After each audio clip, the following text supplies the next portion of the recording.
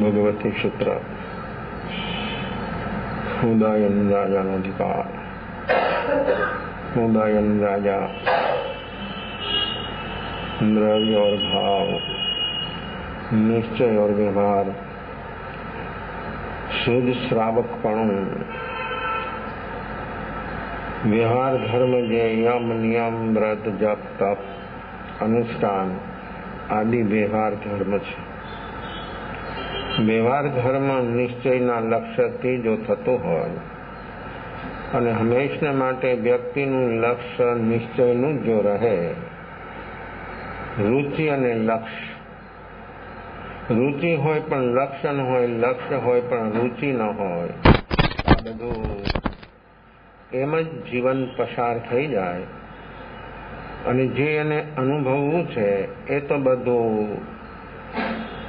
એમને રસ્તામાં રહી જાય ને વ્યક્તિ ક્યાંથી ક્યાં સંસાર સાગરમાં ગોથા ખાય એની એને કોઈ ખબર નથી। આવી અનંતકાળથી ચાલતી જીવની અવસ્થા, એ અવસ્થાથી જો વ્યક્તિએ બહાર આવવું હોય તો આપણે માટે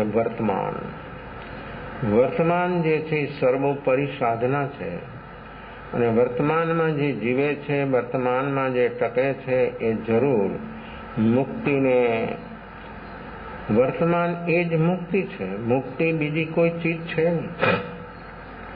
મુક્તિ માણસની વર્તમાનમાં સ્વયંની સ્વયંથી જ થાય અને સ્વયં જ્યારે આવો તૈયાર બને ત્યારે જરૂર એનું કાર્ય સાર્થક અને સફળ બન્યા વગર કદી રહી શકતું નથી।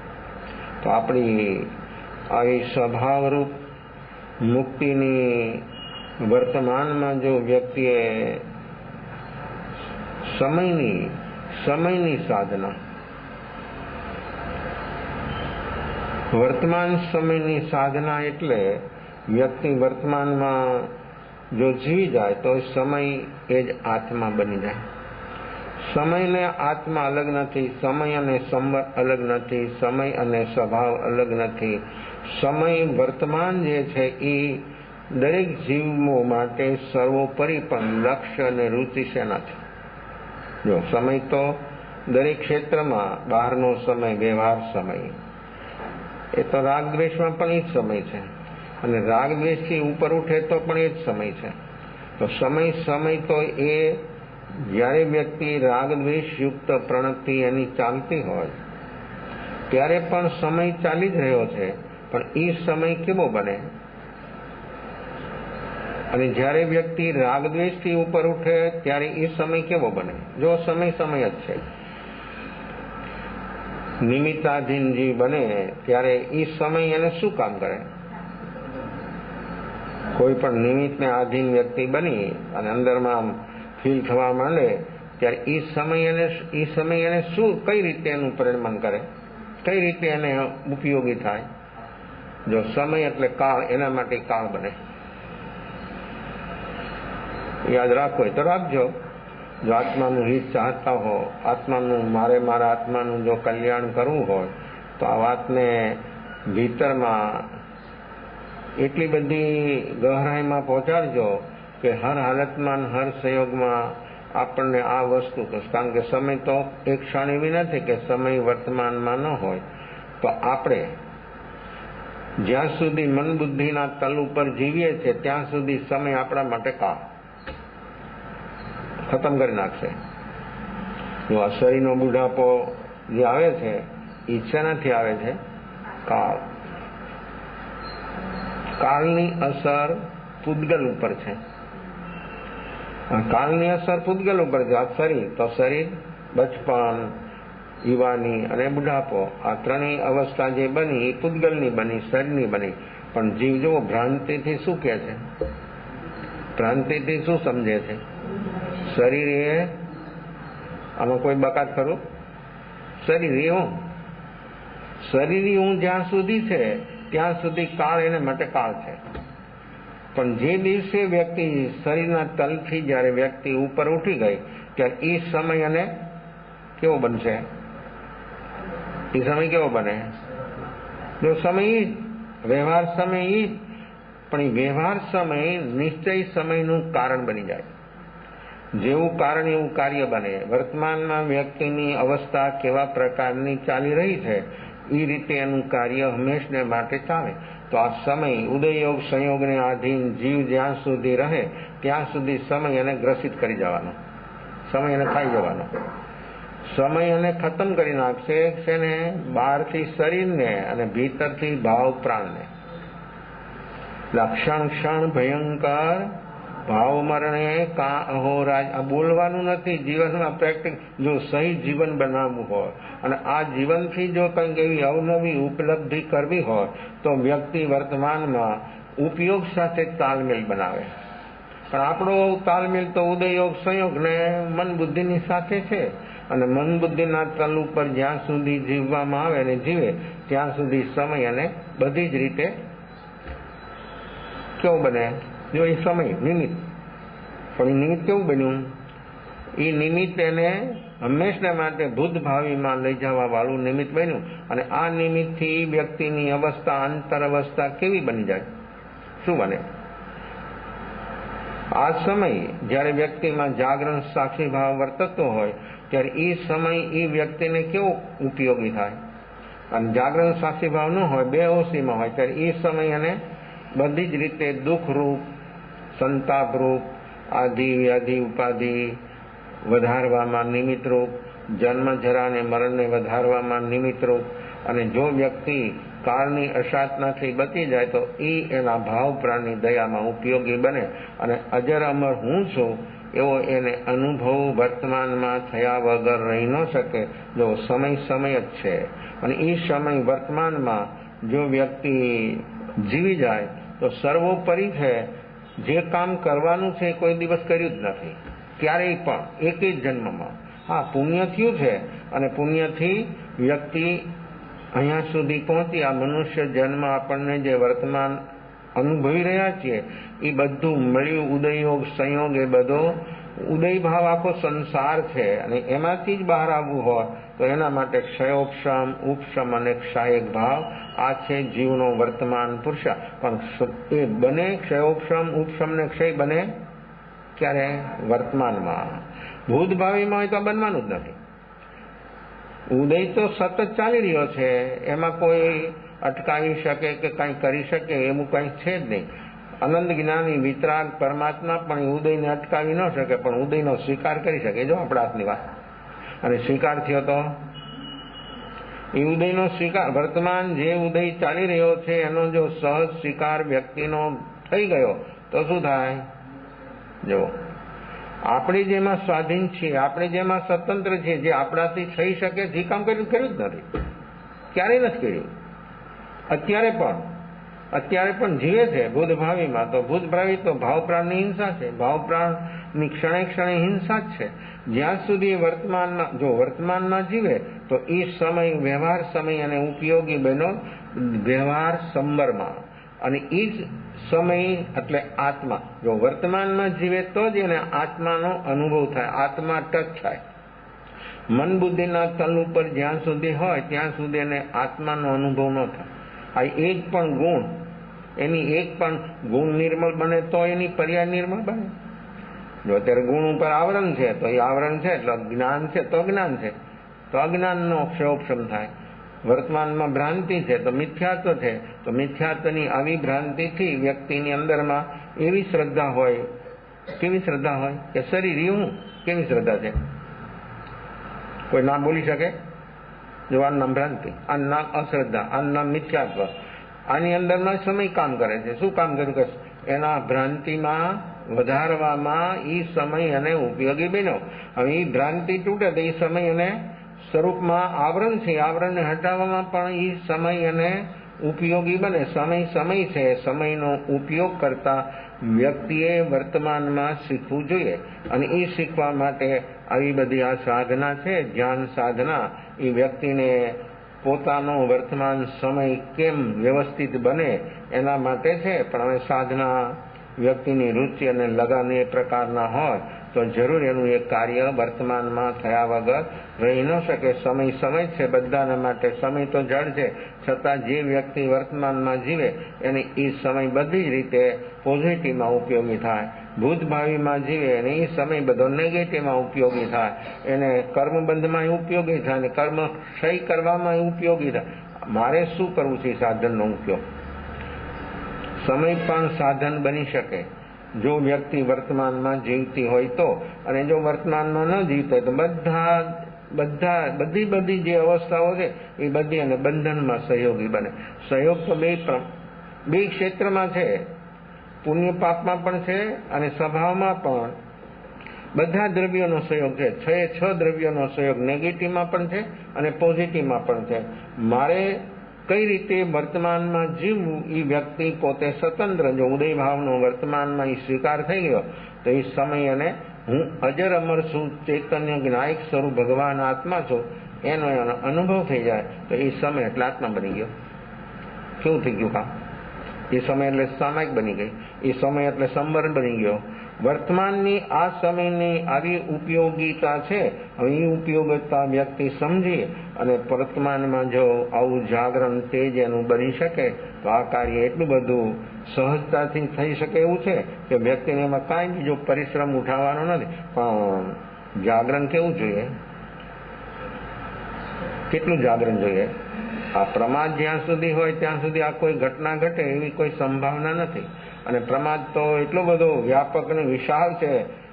અપ્રયોજનભૂત પ્રવૃત્તિઓ આપણી સ્થૂળ અને ભીતરની આ બધી વ્યક્તિની અંદરમાં પ્રમાદરૂપ અવસ્થાઓ છે. અને આવી પ્રમાદરૂપ અવસ્થા જીવની જ્યાં સુધી રહે ત્યાં સુધી આ સમય એને બંધનમાં ઉપયોગી બનશે. સાધન બન્યું સમય, પણ બંધનમાં સંસાર વધારવામાં, જન્મ મરણની વૃદ્ધિ કરવામાં અને વ્યક્તિ જાગે તો એ સમય એને ઉપયોગી બને જન્મ મરણથી મુક્ત થવામાં. એના કારણો મિટાવી દે. જન્મ મરણ ન મીટે પણ કારણો મીટે. કારણો મીટે, કારણ મીટી ગયું તો કાર્ય કદી ન થાય. તો કારણ છે આપણી ભીતરમાં. જન્મ મરણના કારણ છે આપણી ભીતરમાં.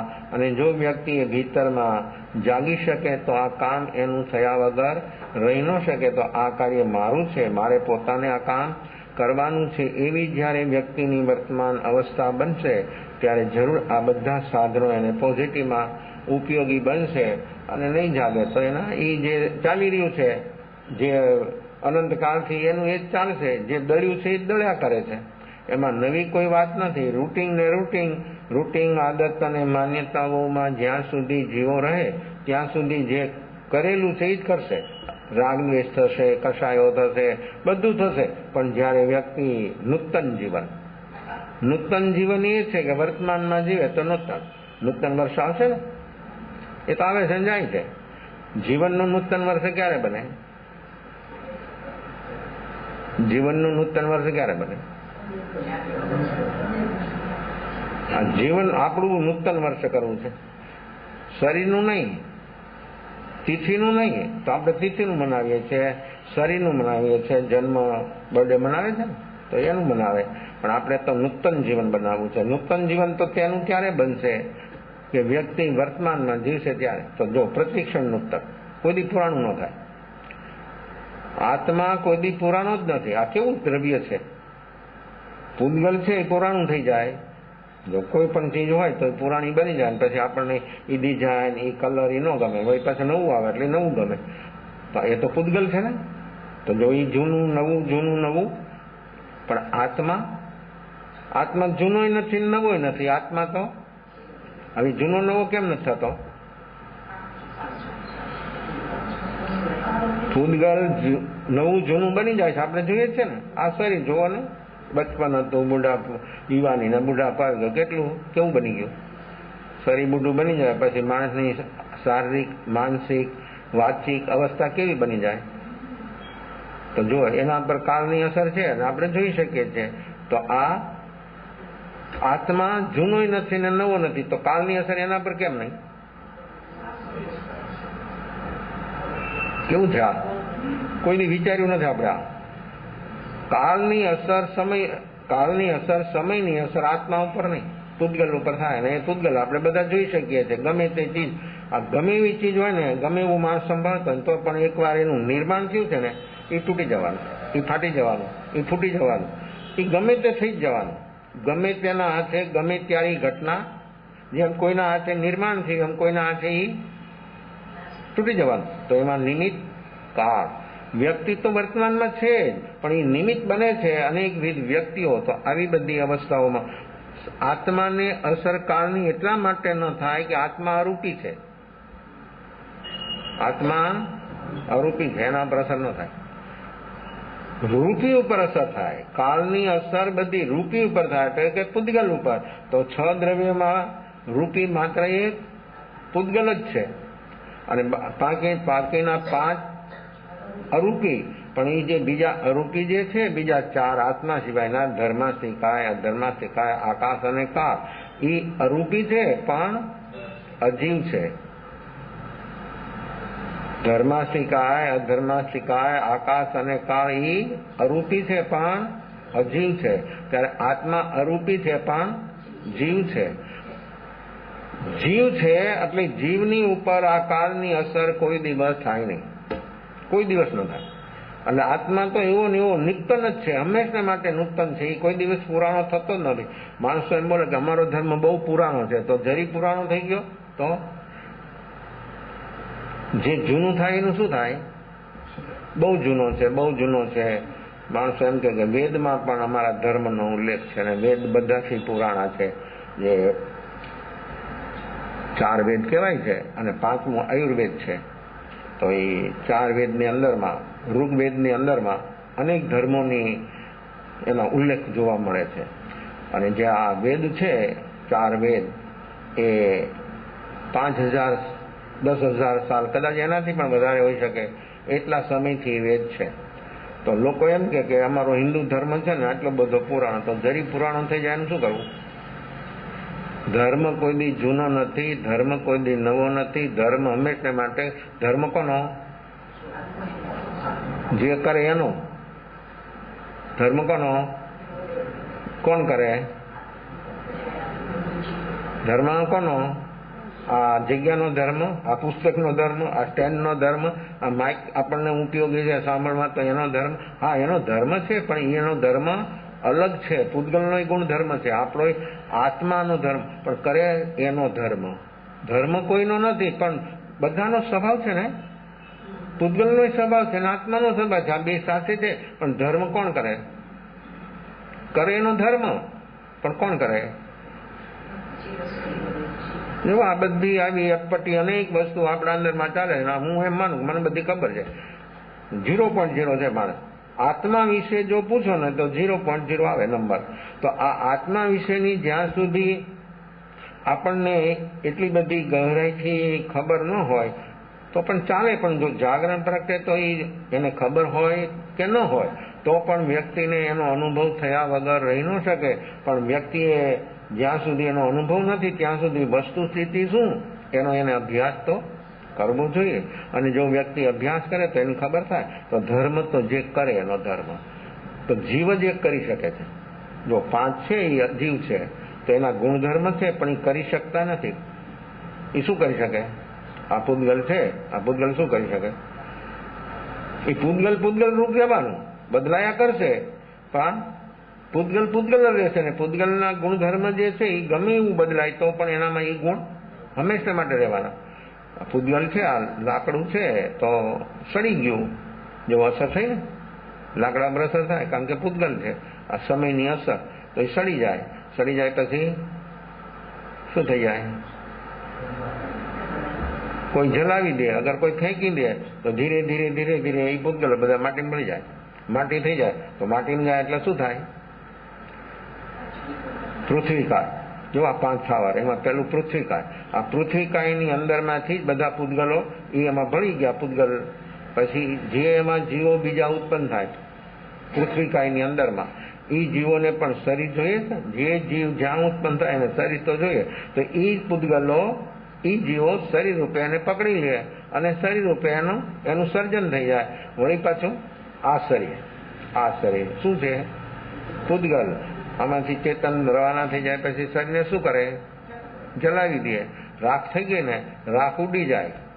શમશાનમાં રાખનો ઢગલો કેમ નથી થતો કોઈ દિવસ? હવા કેવી ચાલે? અને એ તો ખુલ્લું હોય ચારે બાજુ, એટલે રેખા બધી હવામાં જાય ક્યાં? જમીનમાં. અને જમીનમાં જાય એટલે એ રાખ છે એ બધી ખાતર બની જાય. રાખથી ખાતર બની જાય, અને ખાતર બને એટલે જો ક્યાં સુધી પહોંચે એનું પ્રોસેસ?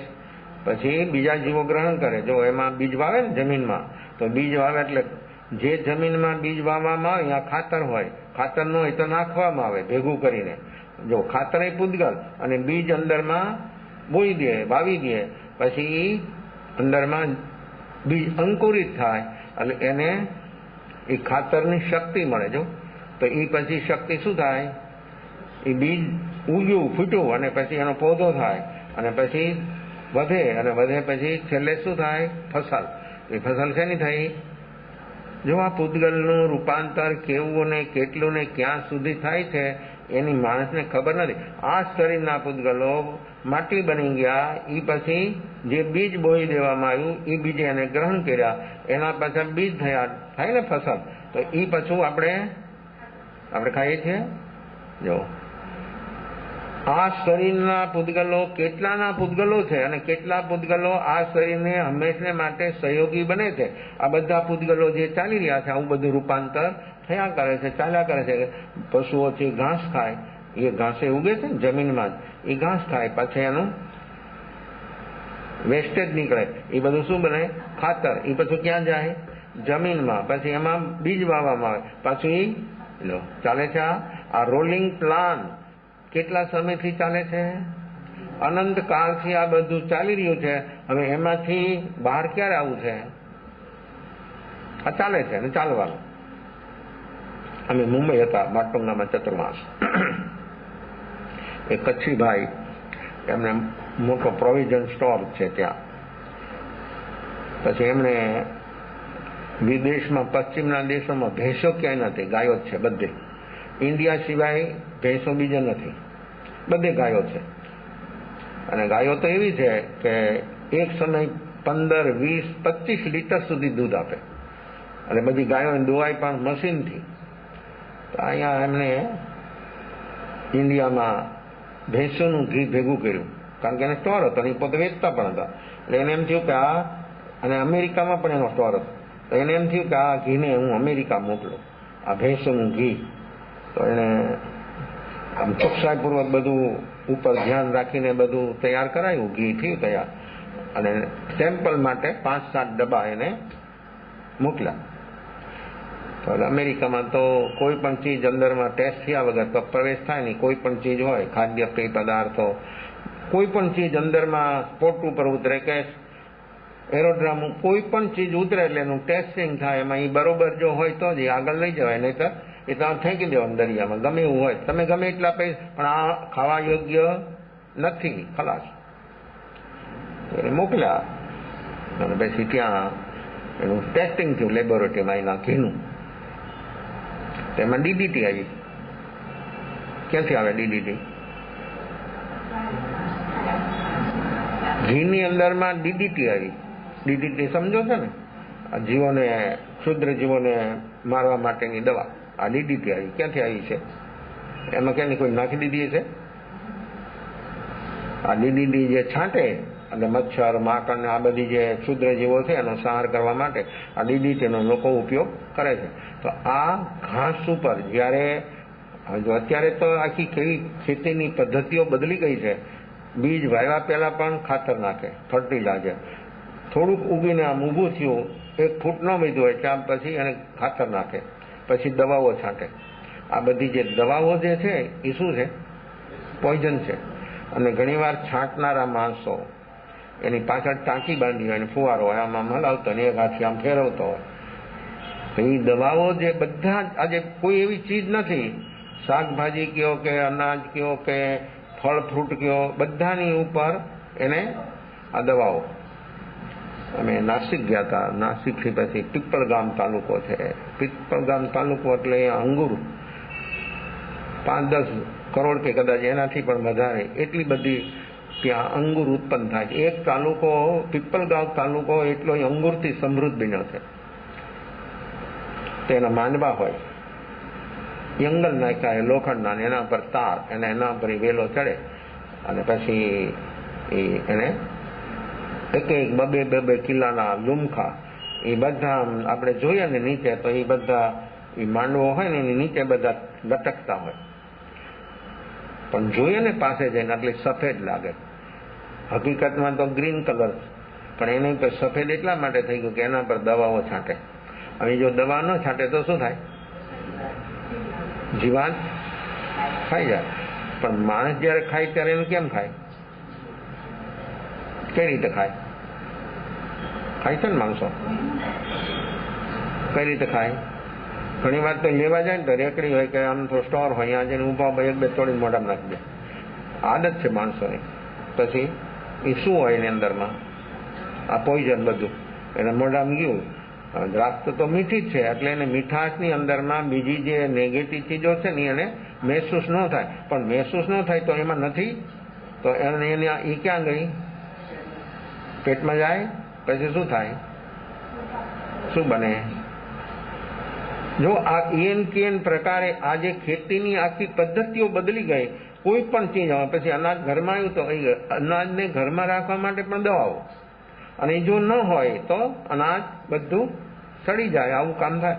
તો આ વનસ્પતિ ઉપર છાંટવામાં આવેલી બધી દવાઓ, પછી ફસલ તો માણસ લઈ લે, પછી ઘાસ કોણ ખાય? પશુઓ. જો પશુમાં કેવી શક્તિ, ખાય ઘાસ ને બને દૂધ. માણસ માલ બધો માણસ ખાઈ જાય, અને એ શું કરે? કોઈ પણ ચીજ બધાની અંદરમાં સર્વોપરી સારામાં સારી ચીજ હોય મનુષ્યનો ઉપયોગ કરે. પશુઓના હાથમાં તો એના ભાગ્યમાં તો ઘાસ, તો એ ઘાસ ખાય અને એનું એવું વાગોળે કે જેનાથી એનું દૂધ બને. તો એ ઘાસ ખાય, આ દવાઓ છાંટેલું ઘાસ બધું એ પશુઓ ખાય, અને પછી એને વાગોળે, પછી એનું પ્રજનન થાય, દૂધ થાય. પછી દૂધને દોઈ લે, પછી એને ગરમ કરે, પછી એને જમાવે, પછી એની છાશ કરે, પછી એનું માખણ આવે, માખણને ગરમ કરે. ઘી બનાવવું છે તો એને ગરમ કરે, એની અંદરમાંથી પાણીના તત્વો, છાશના તત્વો જે બધા ગરમ કરે એટલે નીકળી જાય, અને પછી ડબ્બાની અંદરમાં ભરી દે એટલે ઘી જેવો જામી જાય. આટલી બધી પ્રોસેસ થઈ તો પણ એની અંદરમાં આ ક્યાંથી આવી? આમ આવી. આ એટલા માટે હું આ બધું બોલું છું કે આ તો હજી બધું બહારનું થૂલ છે, આ બધા પૂતગલો છે. તો ટેસ્ટ કર્યો, ડીડીટી આવ્યો, એટલે કહી દીધું કે આ ઘી અંદર વેચાશે ને, ફેંકી દો દરિયામાં, ફેંકી દીધો. આ ઘી માણસને ખાવા યોગ્ય નથી, ફેંકી દો, ફેંકી દીધો. એ ભાઈએ મને વાત કરી તો કે આ ડીડીટી આમાં ક્યાં છે? પછી એને કીધું જો આ પ્રોસેસથી આમ.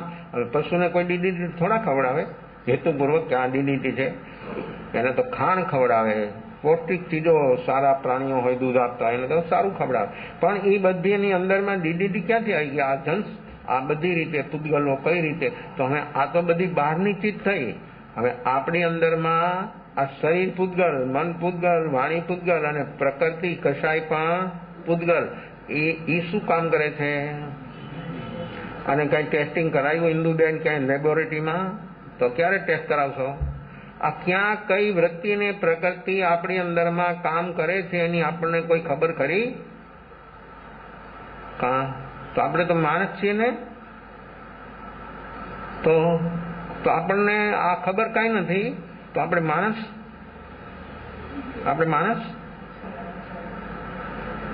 આ પ્રકૃતિ પૂતગલ છે. આ આઠે 8 કર્મ, દ્રવ્ય કર્મ જે છે પૂતગલ છે. ક્રોધ, માન, માયા અને લોભ એ પૂતગલ છે. અને જયારે માણસની અંદરમાં ઈ પ્રકૃતિ અંદરમાં છે, 24 કલાક એની સાથે છે, અનંત કાળથી છે. જો આ જીવ પોતે પોતાને ભૂલી ગયો ને ઈ પ્રમાણોથી, ઈ પૂતગલોથી વ્યક્તિની કેટલી ભ્રાંતિ બની ગઈ, કેટલી વિષમતા એની અંદરમાં આવી ગઈ કે વ્યક્તિ પોતે હું આ શરીર. કેવી ભ્રાંતિ!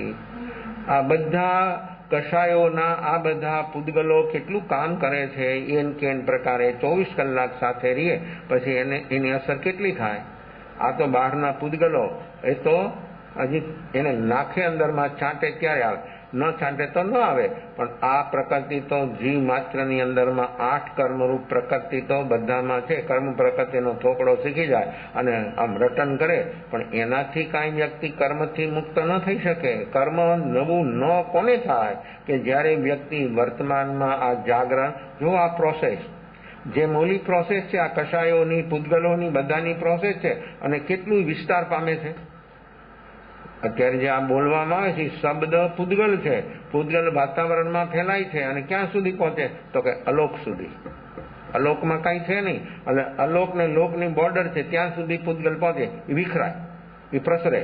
તો સારા પૂતગલો જે છે એ માણસને સારી, પણ લોકોની અંદરમાં સારા વાઇબ્રેશનો કે સારી અસર કે પોઝિટિવ ઉર્જા કે પોઝિટિવ વસ્તુ કેટલી અને નેગેટિવ કેટલી. બહુમતી કોની? અત્યારે તો બહુમતીનું રાજ્ય છે ને, બધામાં બહુમતી.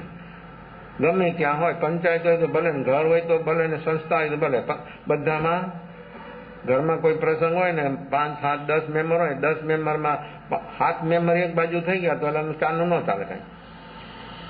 કાંઈ પણ પ્રસંગ હોય ને 7 મેમ્બરો એક થઈ ગયા તો 3 મેમ્બર હોય ને કે બધામાં બહુમતી, બધામાં બધી બહુમતી. તો આત્મામાં શું, શેની બહુમતી? આ જ્યાં સુધી વ્યક્તિ આનો તાળો નહીં મેળવે, જ્યાં સુધી માણસ એમાંથી બહાર આવવાનો પ્રયાસ માણસે પોતે કોઈ દિવસ કર્યો નથી. આ બધી અવસ્થાઓમાંથી, આ પૂતગલ રૂપ અવસ્થા, કર્મ 8 કર્મ પૂતગલ છે, એમાંથી બહાર આવવાનો વર્તમાનમાં આપણો શું પ્રયાસ છે? ને કર્મ માનીએ છે ને, આપણા પાસે કર્મ છે ને બેલેન્સમાં, તો એ માનીએ છીએ તો માનવાથી કંઈ બહાર આવાય? તો કેમ બહાર આવાય? તો જો જ્ઞાનીઓ જગતના જીવો ઉપર કેવો ઉપકાર કરે છે કે આ બધું તો તારું રૂટીન અનંતકાળથી ચાલે છે, એમાંથી તારે જો બહાર આવવું હોય તો આ સાધના છે વર્તમાનની, અને વર્તમાનમાં જો તું જીવી શકે તો આ તારી બધી આદતો, માન્યતાઓ, રૂટીન, ધારણાઓ એ બધું દૂર થઈ જાય અને નૂતન જીવન પ્રાપ્ત થાય. નૂતન જીવન એટલે એવું નૂતન જીવન છે, વર્તમાનમાં જીવે એનું નૂતન, પ્રતિક્ષણ નૂતન, કોઈ દી પુરાણું નહીં. આત્મા કોઈ દી પુરાણો નથી, નવો નથી. આત્મા હતો, છે અને રહે, પણ નૂતન જીવન તો તેને જ પ્રાપ્ત થાય કે જે વ્યક્તિ વર્તમાનમાં જાગરણ સાક્ષી ભાવથી જીવી શકે. એને પ્રતિક્ષણ નૂતન, પ્રતિક્ષણ નૂતન, પ્રતિક્ષણ નવું, પ્રતિક્ષણ નવું એને જીવનમાં અનુભવમાં આવે. આવી છે આપણી વર્તમાન ચેતનાની, આત્માની અવસ્થા. એ બધી ચીજો જીવનમાં અનુભવમાં આવશે જ્ઞાનથી. જ્ઞાનથી આખું વિશ્વ જ્ઞાની બની જાય, જણાય. એના જ્ઞાનમાં જીવ પણ જણાય ને જગત પણ જણાય. જીવ જ્ઞાન ઉપયોગ સ્વયં પહેલા પોતે પોતાને જાણે છે, બીજાને જાણવાનો એનો વિકલ્પ પણ નથી, ને વિકલ્પ હોય ત્યાં સુધી પૂર્ણ જ્ઞાન છે નહીં. પૂર્ણ જ્ઞાનની અંદરમાં પોતે જ પોતાને જ્ઞાનમાં એ જણાય છે, પોતાના ગુણો, અને જગત જણાઈ જાય છે. જાણનારો જાણે છે, આ જાણનારો એ જાણે છે. આ મન, બુદ્ધિ, શરીર એ તો બિલકુલ સ્થૂળ માધ્યમો છે, એટલે એ સ્થૂળ માધ્યમો હર હાલતમાં, હર સંયોગમાં આપણને ઉપયોગી છે. એટલે આપણે માની લીધું, દ્રઢતા થઈ ગઈ કે એ શરીર એ હું. પણ આ તો એક ટેમ્પરરી કામ છે, કામ ચલાવવા શરીર છે. પણ આ ઉપયોગ જ્યારે જીવતો વ્યક્તિ હોય, ક્ષણો પહેલા એ માનતો હોય કે શરીર હું, અને વ્યક્તિમાં એવું જાગરણ સાક્ષી ભાવ પ્રગટી જાય અને એને જો જ્ઞાન પ્રગટી જાય તો એ ક્ષણે જ એની ભ્રાંતિ તૂટી જાય કે શરીર હું નથી, હું તો ચેતન જ્ઞાયક સ્વરૂપ ભગવાન આત્મા છું. આ મારું સ્વરૂપ છે, આ મારા ગુણ છે. તો એ ગુણોને જ્ઞાન જાણે છે. જ્ઞાન પણ ગુણ છે. એ જ્ઞાન દ્વારા સ્વયંને જાણે છે, અને જગત આખું જ્ઞાનમાં જણાઈ જાય છે. જ્ઞાનનું કામ હંમેશને માટે જાણવું, કરવું કાંઈ નહીં. કર્યું વિકલ્પ થયો. કોઈ પણ વિષયમાં, કોઈ પણ પ્રવૃત્તિમાં વિકલ્પ, પેલો વિકલ્પ જ થાય, પછી વાણીરૂપ બને, પછી પ્રવૃત્તિરૂપ બને. તો વિકલ્પ જ ન થાય તો પછી કર્મ ક્યાંથી આવે? પણ આ તો સતત વ્યક્તિની વર્તમાન એવી બેહોશી છે કે જેનાથી આર્ત અને રૌદ્ર ધ્યાન, એટલા આર્ત અને રૌદ્ર ધ્યાન ચાલે કે એની લિમિટની બહાર આર્ત રૌદ્ર ધ્યાન ચાલી રહ્યા છે. એમાં ચેતના કેટલી મૂર્છિત થાય, એની શું હાલત બને? એટલે આ શરીરની અંદરમાં જે ભગવાન આત્મા બિરાજે છે એ જ્ઞાન સ્વરૂપ છે, પણ એ જ્ઞાન જો અનુભવમાં આવે પ્રગટ રૂપ, તો બધી આવી અવસ્થાઓ નેગેટિવ જે બની છે બધી દૂર થઈ જાય. આ રાજા ઉદયન કેવી અવસ્થા, બહારના કેવા વૈભવો, પણ જ્યારે એને અંદરમાં રુચિ બની, લક્ષ્ય બન્યું, ત્યારે એને અંદરમાં સમ્યક દર્શન, દેશ વીરતીપણું અને આવી સાધનાની અંદરમાં એ સંલગ્ન છે. અને સાથે એવી ભાવના ભાવે છે કે પરમાત્મા મહાવીર ક્યારે પધારે અને હું એમનો શિષ્ય બની જાઉં. તો આપણે તો કોઈ પણ જગ્યાએ અર્થે દ્વારકા, બધે જ્યાં હોય ત્યાં મારું, હું આવી, બસ. કોઈ ચીજ ચતુર્ગતિરૂપ સંસારમાં કોઈ ચીજ પરમેન્ટ નથી, કોઈ વસ્તુ, કોઈ વ્યક્તિ, કોઈ પરમેન્ટ નથી. બધું પુરાણું, બધું રૂપાંતર થઈ રહ્યું છે, પ્રતીક્ષા.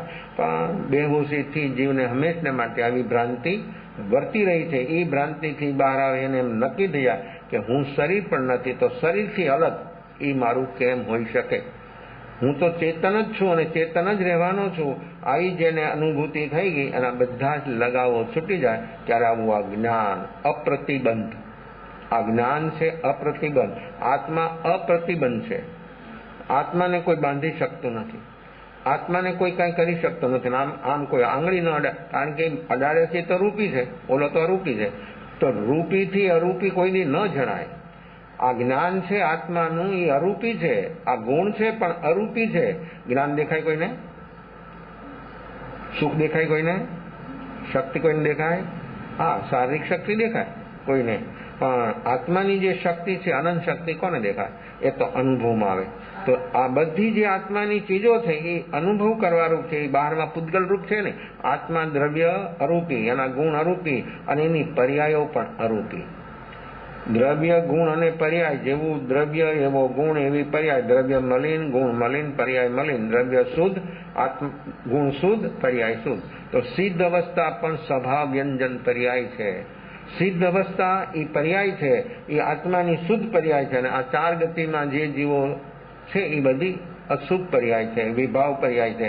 તો આ સ્વભાવ પર્યાય જો આપણે અનુભવ કરવો હોય તો વર્તમાનમાં આપણે જાગીએ અને જીવીએ તો જરૂર આ કામ થાય. તો આ જ્ઞાન સ્વરૂપ મારો આત્મા છે એનો જો આપણે અનુભવ કરવો હોય તો વર્તમાનની અંદરમાં જ્ઞાન તો ગુણ છે.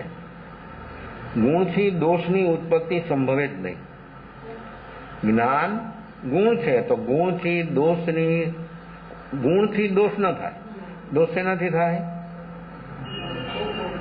દોષથી દોષ થાય. તો દોષ શું? હું બોલું છું ઘણી વાર, મેન દોષ શું? હા, રાગ દ્વેષ દોષ છે, રાગ દ્વેષ મળ છે, રાગ દ્વેષ ભાવ કર્મ છે. રાગ દ્વેષ થી આ બધું, રાગ દ્વેષ મળ છે, મેલ છે, દોષ છે. હવે આ રાગ દ્વેષ બોલીએ છીએ આપણે, પડીકમામી દોહીમ બંધણી, પણ મારા અંદરમાં સતત આ રાગ દ્વેષ ચાલે છે એની એને કોઈ દી ખબર ન થઈ.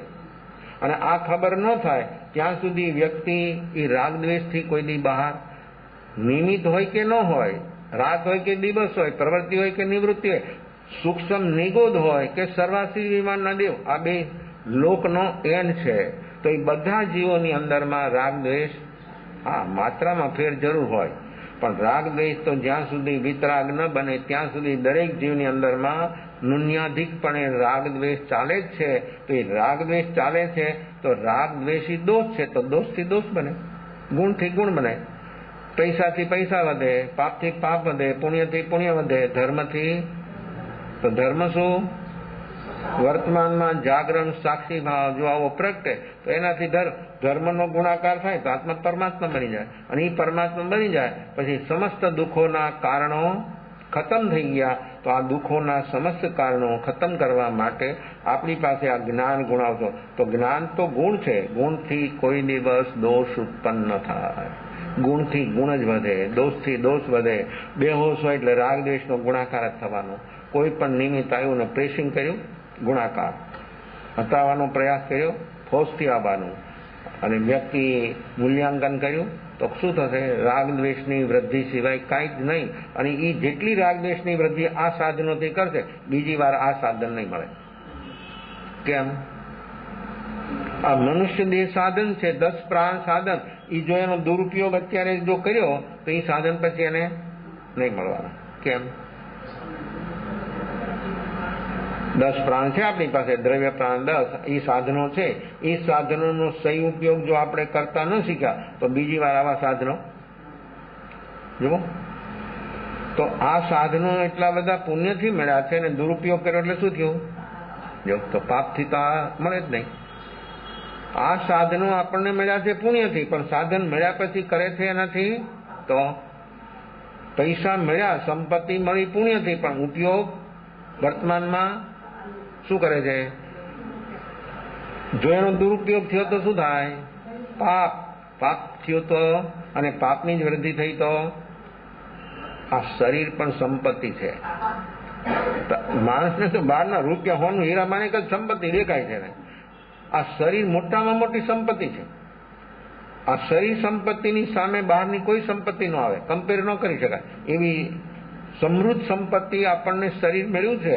હવે આ શરીર સાધન રૂપ મળ્યું છે, પુણ્યથી મળ્યું છે, તો આ સાધનનો વર્તમાનમાં માણસ પોઝિટિવ ઉપયોગ કરે તો જો મન વગર પણ મુક્તિ નહીં, અને મનની પાર ગયા વિના પણ મુક્તિ નહીં. તો મન મળ્યું છે આપણને પુણ્યથી. હવે એ સાધનથી આપણે શું કરીએ છીએ? મન સાધન છે, એ સાધનથી વર્તમાનમાં આપણે શું કરીએ છીએ? રાગદ્વેષ. જો રાગદ્વેષ થાય તો આ સાધનનો, તો પછી બીજી વાર મન મળે અસંગની. ક્યાં યોગ્ય? આ મનરૂપ સાધનનો ઉપયોગ રાગદ્વેષથી ઉપર ઉઠવા માટે કરવાનો, એના બદલે રાગદ્વેષની વૃદ્ધિ માટે કરે તો બીજા જન્મમાં, એટલે અહીંથી જાય અસંગની. જે સાધનો આપણને મળ્યા છે એ સાધનોનો જો આપણે ઉપયોગ પોઝિટિવ નહીં કરી શકીએ, મહાન કાર્ય કર્યું છે, ઘણું સારું કાર્ય કર્યું છે ભૂતકાળમાં, ત્યારે આપણને આ મનુષ્ય જન્મ અત્યારે મળ્યો છે ને આટલા સરસ મજાના સાધનો આપણને ઉપલબ્ધ છે, તો એ સાધનોનો એક સાધનોનો આ 10 પ્રાણ એ સાધન છે, એનાથી જે કાર્ય થાય એ કાર્ય જો વ્યક્તિ કરે તો એ સાધનનો કમસે કમ પાપ તો ન કરે. પુણ્યથી મળ્યા છે તો પુણ્ય કરશે તો ઓર તે જ સાધનો થશે. જો માણસ પાસે બુદ્ધિ પણ છે ને મન છે, બધાનું મન ને બુદ્ધિ હરખા છે કેમ? મનુષ્ય જ છે, મનુષ્ય જ છે, પણ દરેકના મન બુદ્ધિ બધું હરખું કેમ નહીં? કેમ ભેદ? કોઈ પણ માણસ જુઓ ને, જોડિયા જન્મ થયા ને તો હરખા ન હોય, હાઈટ વાઈટ લાઈટ બધું અલગ. શરીરનું પણ જો અલગ તો મન તો કેટલું અલગ. 10 પ્રાણ સાધન મળ્યા છે, પણ બધાના મન બુદ્ધિ દરેક વ્યક્તિના અલગ અલગ કામ કરે. અને કોઈના એટલા બધા મંદ હોય, બુદ્ધિ એટલી બધી, બોલે ને બાળકો મન બુદ્ધિના બાળકો, તો એને એવી બુદ્ધિ કેમ મળી? થયો તો મનુષ્ય, જન્મ તો મનુષ્ય મળ્યો, પણ આવી મંદ બુદ્ધિ કેમ આવી?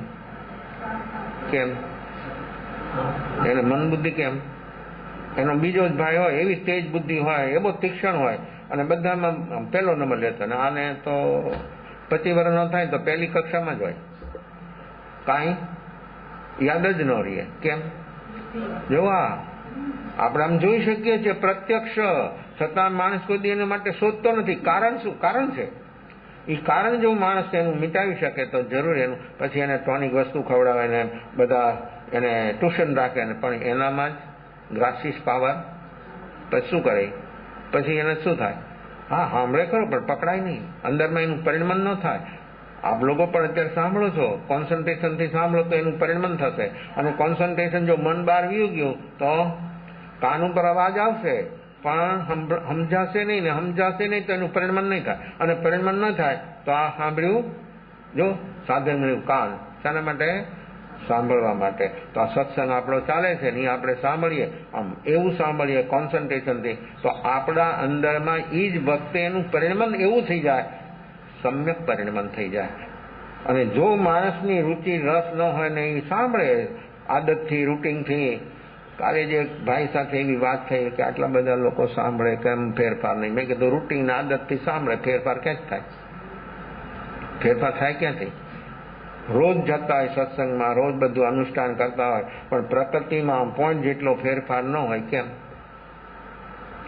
રૂટીન સાંભળે, બીજા માને કે સાંભળે, પોતે માને કે હું ધર્મ કરું છું, પણ એ ભ્રાંતિમાં છે, એની એને ખબર નથી. જો આ શરીરી હું બધા માને છે ને, એમ સાંભળું છું, હું રોજ ધર્મ કરું છું, હું જાઉં છું, ઉપાસને જાઉં છું, અનુષ્ઠાન કરું છું, સેવા પૂજા કરું છું, બધું, પણ એ બધામાં રૂટીન હોય, ત્યાં મન ન હોય તો ઉપયોગ ક્યાંથી લાવવો?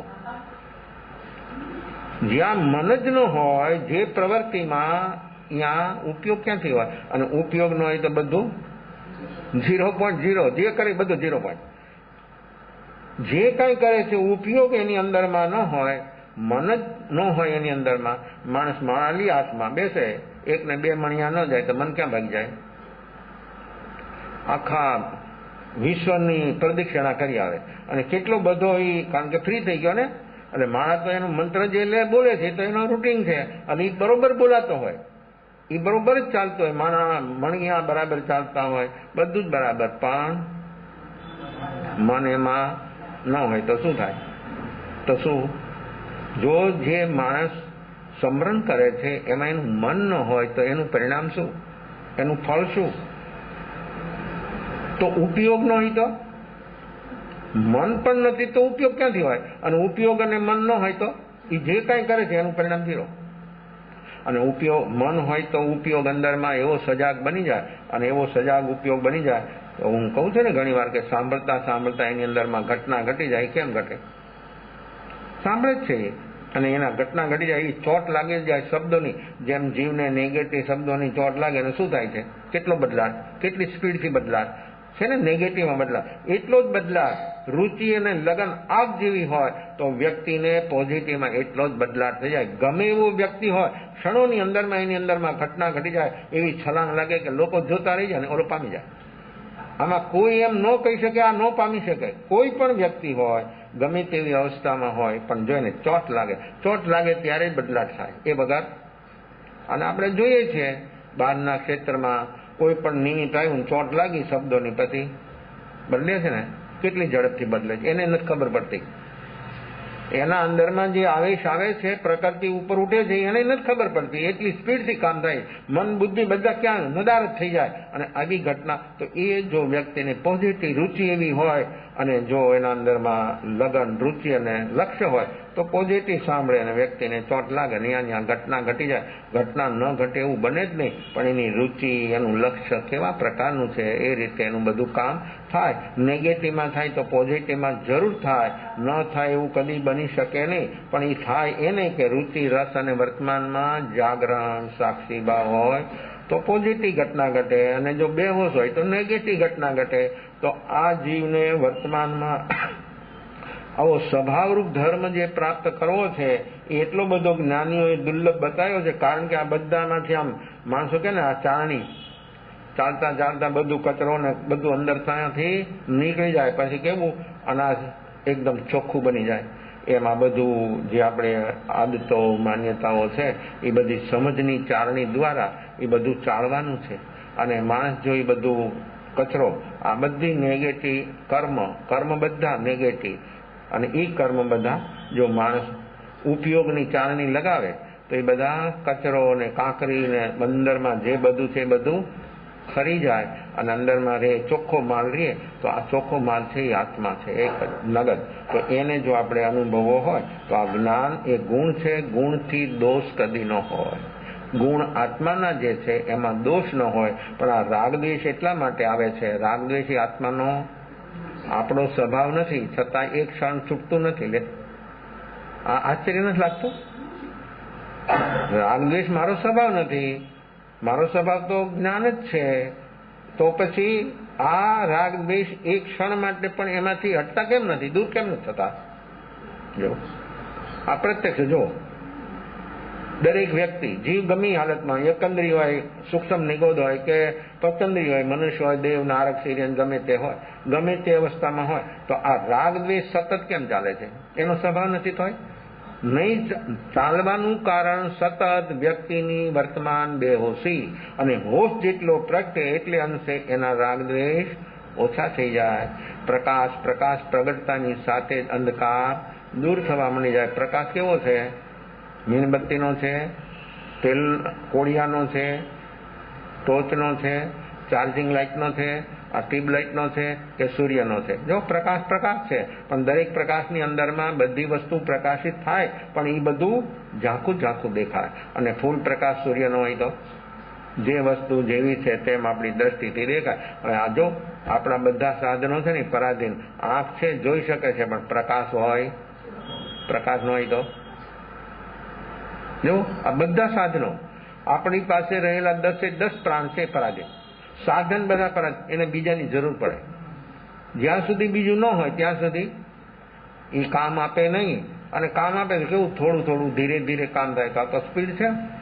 વર્તમાનમાં તો એટલી સ્પીડ છે કે મનની સ્પીડને આંબી જવું છે, એટલી બધી સ્પીડ આપણી વર્તમાનમાં ચાલે છે. તો જે વ્યક્તિની અંદરમાં જે પ્રમાણનું, જે ડિગ્રીનું જાગરણ સાક્ષીભાવ હોય તે રીતે એની અંદરમાંથી રાગદ્વેષ ખતમ થઈ જાય. ખતમ કરવાથી તો થવાના, પણ જાગરણ સાક્ષી ભાવ આવ્યો એટલે રાગદ્વેષ પેલા ઉડવાના, અને આ બધી પ્રકૃતિઓ એક પછી બધી પ્રકૃતિઓ ખતમ થઈ જશે. તો આપણા અંદરમાં આવો આ જ્ઞાન ગુણ મારો છે. આત્મામાં જ જ્ઞાન હોય, જળમાં કોઈ દી જ્ઞાન હોય. જળનું જ્ઞાન તો આત્માને થાય. બાલાદી વય ત્રણનું જ્ઞાન એકને થાય. આ બાલ્ય અવસ્થા, યુવાન અવસ્થા અને બુઢા, ત્રણેય અવસ્થા શરીરની બની, પણ એનું જ્ઞાન કરનાર અંદરમાં ચેતન ભગવાન આત્મા બેઠો છે, એને એનું બધાનું જ્ઞાન થાય. તો મારો ગુણ છે જ્ઞાન, અને એ જ્ઞાન ગુણ દ્વારા જગત પોતે પોતામાં જણાય અને જગત જણાઈ જાય. આવી છે આ જ્ઞાનની શક્તિ. તો આ જ્ઞાન ગુણ દ્વારા, જ્ઞાન તો ગુણ છે, ગુણથી દોષની ઉત્પત્તિ સંભવે જ નહીં. જેણે જ્ઞાનને પોતાનું સ્વરૂપ માન્યું તેને પરમાં અટકવું બને જ નહીં.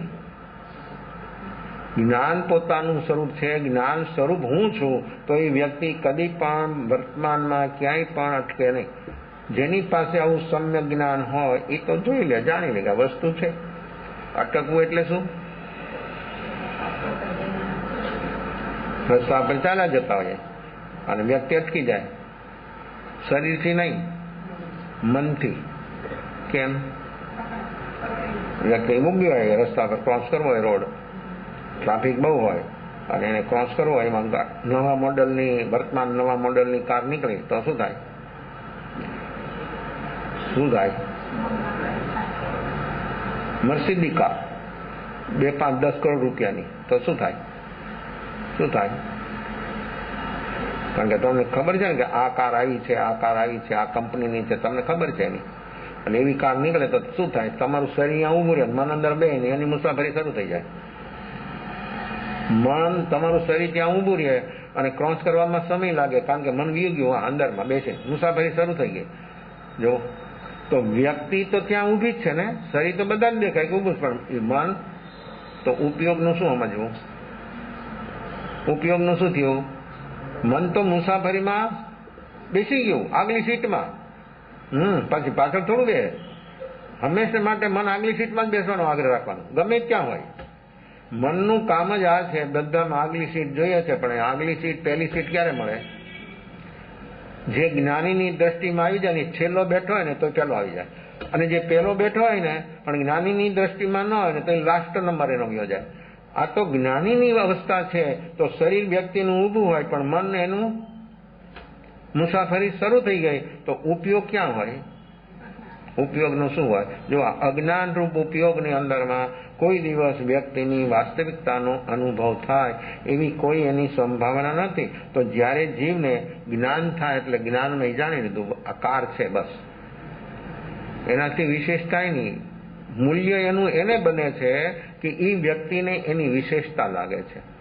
સામી વસ્તુની વિશેષતા લાગે એને એનું મૂલ્ય પણ સમજે કે આની આટલી કિંમત છે, પણ આ કાર છે, એનાથી વિશેષ કાંઈ નહીં. એ શું આ કામ કાર કરે?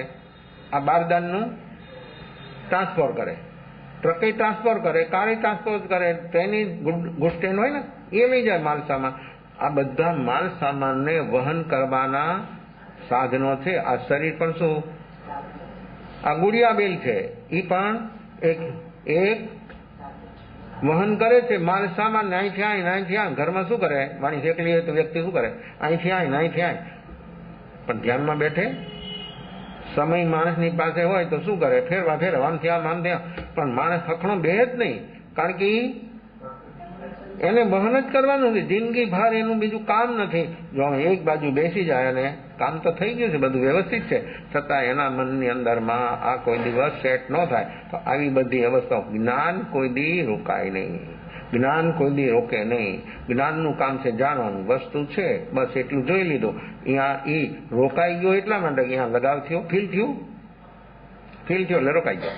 તો રસ્તા પર ચાલતી વ્યક્તિ એ ઠેઠ સુધી એક સાથે 100 માણસો નીકળ્યા ઘરેથી, કોઈ જાત્રાએ જવા માટે કે કોઈ પ્રયાણ કરે છે, એ 100 નીકળ્યા ને એમાંથી એકાદો મંજિલ સુધી પહોંચી શકે. તો રસ્તામાં માણસો નિમિત્તો જ્યાં જ્યાં આવ્યા, જ્યાં જ્યાં નિમિત્તો આવ્યા અહીંયા રોકાઈ જવાનું, અને એ જ ભાવો એની અંદરમાં ચાલતા હોય. માણસો આટલા બધા સમૂહમાં યાત્રાઓ કરે છે, આવું બધું ઘણું ઘણું સમૂહમાં થાય છે, હજારોની સંખ્યામાં, સેંકડોની સંખ્યામાં લોકો કરે, પણ એની અંદરમાં પવિત્રતાનો પેગામ કેમ જાગતો નથી?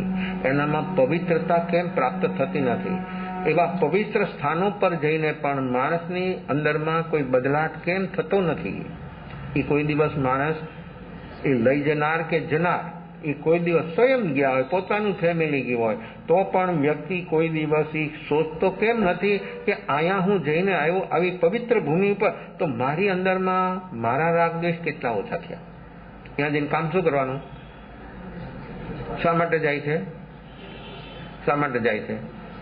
નથી જતા તો શું કામ જાઓ છો? જોવા જાઓ છો, ફરવા જાઓ છો, કે પવિત્ર બનવા માટે? જો બોલો છો જાત્રા, પણ જાત્રા કોણ કરે? કોણ કરે જાત્રા? પવિત્ર બને ભીતરથી, એની યાત્રા કહેવાય. તો આપણે પવિત્ર કેટલા બન્યા? પવિત્ર આપણે ત્યારે જ બનવાના કે આપણી અંદરમાંથી રાગ દ્વેષ કેટલા કમ છે. તમે જાશો અહીંયા શું જોશો? ધર્મશાળા બહુ સારી, સગવડ બહુ સારી, ખાવા પીવાની બહુ સારી વ્યવસ્થા. તમે શું કરી આવ્યા? ખાવા પીવાનું તમારે ઘર નથી મળતું, પણ માણસ શું બોલે? આવીને પૂછો એટલે કેમ રહ્યો? તો કે બહુ સારી સગવડ, બહુ સારી સુવિધાઓ, બધે કોઈ તકલીફ જ ન થઈ. પણ અંદરમાં તકલીફ થઈ એનું શું? એટલી બધી અપ ટુ ડેટ સગવડ, ઘર કરતા વિશે, તો પછી અહીંયા રોકાઈ જવું હતું ને, તો ઘરે હું કામ આવ્યો? આવી બધી વ્યવસ્થા, આવી બધી સગવડો માણસ બધું જોવે, તો ભીતરમાં હું એ ક્ષેત્રમાં જઈને મારી અંદરમાં મારી પવિત્રતા કેટલી બની? મેઇન વાત તો એ છે. જાત્રા તમે પિકનિક કરવા જાઓ અલગ વાત છે, આ તો જાત્રાનું નામ કરે અને માણસ શું બોલે? જાત્રા કરવા ગયા હતા, 4 મહિના 6 મહિના રહીએ તીર્થ ક્ષેત્રોની અંદરમાં, પણ માણસની નિમિત્ત આવ્યું એટલે પ્રકૃતિમાં કેમ? તો શું એનું પવિત્ર બન્યું? શું એને પવિત્રતા પ્રાપ્ત કરી? તીર્થ સ્થાનોમાં જઈને પણ માણસની જો વૃત્તિઓ પ્રકૃતિઓ ન બદલે તો માણસનું તીર્થ એ બધું કર્યું, પણ આખા એવા અનેક ચાબખાઓ લગાયા હતા. માળા બનાવી કાષ્ટકી, બીચ મેં ડાલા સૂત. माला बिचारी क्या करे? जपने वाला कपूत। माला बनाई काष्ट की, बीच में डाला सूत। माला बिचारी क्या करे? जपने वाला अखाना चापखा। ए चापखा केवा छे? फोड़ो उठी जाए एवा। कोई लाकड़ी के आम हंटर मारे ने आम चामड़ी उसी जाए एम नहीं। कोई माणस चांटो मारे ने तो गाल पर आंगळीओना निशान बनी जाए। ए तो बधुं व्यू जाए, पण आ एवा एने चापखा बनाव्या छे के माणस एम समझे के हूँ तो बहु बहु धर्म ध्यान करूँ छूं, आम करूँ छूं, पण ज्यारे आवी बातो एनी सामे आवे त्यारे एने खबर थाय के हूँ क्या छूं, मारी अवस्था शुं। आपणे अपनी वर्तमान अवस्था में अज्ञान ए गुण है। गुण थी कोई दोष न थाय तो आ अज्ञान से ई दोष है, अज्ञान से पाप है। ज्ञान ए तो स्वभाव है और ज्ञान रूप स्वभाव आत्मा एने जो आपणे अनुभव होय तो वर्तमान अंदर में आपणे आवुं जागरण साक्षी भाव प्रगटावવાનો प्रयास करिए। शनिवारे आज शुक्रवार ने आज पाखी आसो सुद पूनम शरद पूर्णिमा शरद ऋतु। आवती काले आत्मसिद्धि नो जन्म नो दिवस है। 1952 में नडियाद नी अंदर में आसो सुद एकमना आपणे आज मूला मूल मार्ग सांभळो जीननो ए आसो सुद एकमना आनंद में बनाव्युं छे अने आसोवद एकमना नडियाद नी अंदर में आ आत्मसिद्धि लखाणी छे। गामनी बहार एक तलाव है, तलावनी नीचे पावड़ पर एक शंकर नु नानु एवं मंदिर है और मंदिर नी बाजू में एक गाड़ी ना डब्बा जेवो एक रूम है। एक ज गेट है, नानी नानी बारीओ है। एनी अंदर में फरीने गया और त्या अंबालाल भाई ने के पकड़ा लालटेन और बेसी गया लखवा और एने एक बैठ के आत्मसिद्धि 142 गाथा एमने लखी। ए आसोवद एकम आसो सुद एकम ना लख्यू आनंद नी अंदर में मूल मार्ग सांभळो जीननो अने आसोवद एकम ना लख्यू આત્મસિદ્ધિ નડિયાદમાં. તો કાલે એનું આપણે તો દર રવિવારે બોલીએ જ છીએ આત્મસિદ્ધિ, એટલે આપણે તો રવિવારે બોલશું. અને એ રીતે આજે સાંજના 5 વાગે શિબિર પણ પૂરી થશે. તો જે શિબિરાર્થીઓ શિબિરમાં બેઠા બધાને ખૂબ ખૂબ ધન્યવાદ. અને વચમાં કોઈને 1-2 કલાકની અનુકૂળતા રહી. ધર્મમાં માણસ ચાહે એવી અનુકૂળતા કોઈ દી રહેવાની નથી કે આવી અનુકૂળતા થાય ત્યારે આ હું કરું, એ સંભવિત નથી.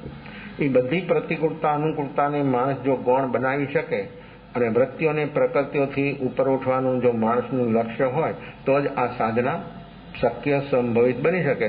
અનુકૂળતાને પ્રતિકૂળતામાં માણસ જો સ્વીકાર ભાવમાં આવી જાય, આ અનુકૂળતાને પ્રતિકૂળતા ઉદયરૂપ અવસ્થા છે.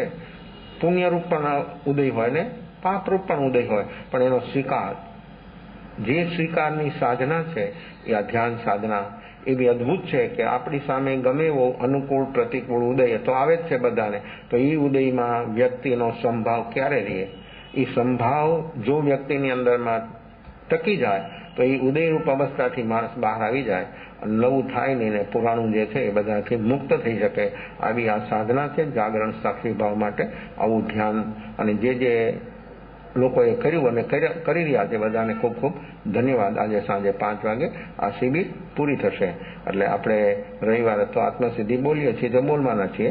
તો આવી બધી અનેકવિધ અવસ્થાઓ જો એ સમય આપણે નક્કી કર્યો કે આ સમય ભૂતકાળને વર્તમાનમાં ભૂત નિગમ નહીં, સાત નહીં છે ને, ભૂત નિગમ નહીંથી ભૂતકાળને વર્તમાનમાં આરોપણ કરી અને આ વાત થાય કે ભૂતકાળમાં આ જગ્યાએ આમ ઘટના ઘટી હતી. જે તીર્થસ્થાનોથી શું છે, પાલિતાણા બોલો, ગિરનાર બોલો, સમશિખર બોલો, જ્યાં તીર્થંકર જે ક્ષેત્રમાંથી વિચરા એ ભૂમિ પર એના 5 કલ્યાણિક કહેવાય. કલ્યાણિક એટલા માટે છે કે એના બધી જ પ્રવૃત્તિ, સમસ્ત પ્રવૃત્તિ જગતના કલ્યાણ માટે જ છે. કલ્યાણ માટે જ એનો જન્મ થયો છે, પોતાનું કલ્યાણ અને જગતના જીવોનું કલ્યાણ. તો એ બધા કલ્યાણિક કહેવાય છે. તો એ જે ભૂમિ પર એમનો નિર્વાણ થયો એ ભૂમિ પણ તીર્થ બની ગઈ. જો જ્ઞાનીનું સહજ બોલવું એ સિદ્ધાંત છે, જ્ઞાનીનું સહજ આચરણ છે, આચરણ સંહિતા બને કે આમ કરું તો આમ નહીં. એના અંદરમાં એનું સહજ આચરણ છે. આ ધર્મ થોપવાની ચીજ છે જ નહીં. એનું સહજ બોલવું એ જ્ઞાન બને છે, એનું જે સહજ આચરણ છે એ આચાર સંહિતા બને છે. તો આવી જેની અવસ્થા છે, સમસ્ત રાગ દ્વેષથી જે આત્મા પૂર્ણ રૂપે ઉપર ઉઠ્યો એની આવી સાધના અને આ અવસ્થા. તો એ જે ભૂમિમાંથી નિર્વાણ થયો એટલે એ ભૂમિ પણ તીર્થ બની ગઈ. તો જ્યાં આવા પંચકલ્યાણિક જ્યાં નિર્માણ થયું તે બધા તીર્થરૂપ છે. તો આત્મા જ પવિત્ર છે. પણ અહીંયા જઈને વ્યક્તિ જો સાધનામાં ડૂબે અને રાગ દ્વેષથી થોડો ઉપર ઉઠે તો જરૂર એ તીર્થમાં જવાથી પોતે થોડોક પણ પવિત્ર બન્યો તો એની યાત્રા યત્કિંચિત ઠીક થઈ કહેવાય. અને જો આ કાંઈ ન બને તો એનો ફેરો ખાલી ફોગટ. આ મનુષ્ય ફેરો આપણે શું કરવો છે? સફળ ત્યારે જ થશે, તેનો થશે કે વર્તમાનમાં જે જીવનું જાગરણ સાક્ષી ભાવ જો પ્રગટ છે તો આ મનુષ્ય જન્મનો ફેરો સાર્થક સફળ બનશે. નહીં તો નિષ્ફળમાં શું કહેવાનું? સફળ થાય તો આ જીવન સાર્થક બન્યું કહેવાય. તો આ સાધના કરવા માટે દરેક જીવો સદભાગી બને એવી શુભ મંગલ ભાવના વિશેષ ભાવભેદ અવસરે. ચદારી મંગલં હરિયંદામંગલં ચિદામંગલં સૌમંગલં ગૌલીવરંદોમંગલં ચદારી લુગધમાર્યંદાલુગધમા સિદ્ધાલુગધમા સૌલુગધમા ગૌલીવરંદોમંગલં ચદારી શરણં મૌજામિ હરિયંદા શરણં મૌજામિ સિદ્ધા શરણં મૌજામિ સૌ શરણં મૌજામિ ગૌલીવરંદોમંગલં શરણં મૌજામિ. ચારમંગલયાર્તમ હારસંગર્ગે બહુસાગરવાંદરદે સકલકર્મણોણયન મોક્ષતરાં સુખલયનન્ન ભાવદ્રી જે ગુણગાય જે ઉદરીમ દેદાય સંસારવાં શરણાજા અવર શરણ નહીં કો જય નરનારીયાદ અક્ષય અવિચલ બલો અંગોઠે અમૃત વસે લબ્ધિ શ્રી ગુરુ ગૌતમ સ્વામીને શમય શ્રા.